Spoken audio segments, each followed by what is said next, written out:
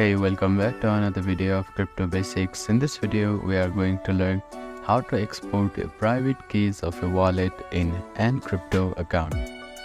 First of all, make sure that you are connected to your internet. After that, find and open AnCrypto application on your device. Now you need to enter your 4-digit PIN here. After that, click on the profile icon, which is at the top left corner of the screen. Now click on Manage Wallet option.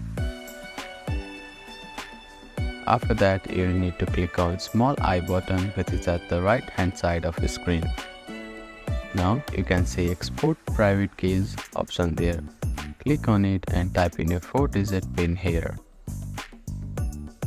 You can export any of the assets private key. Simply click on it and your asset key will be copied.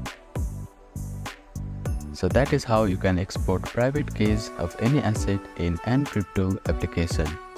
Thank you for watching this video. Please do not forget to like, share and subscribe to our channel and comment down if you have any queries.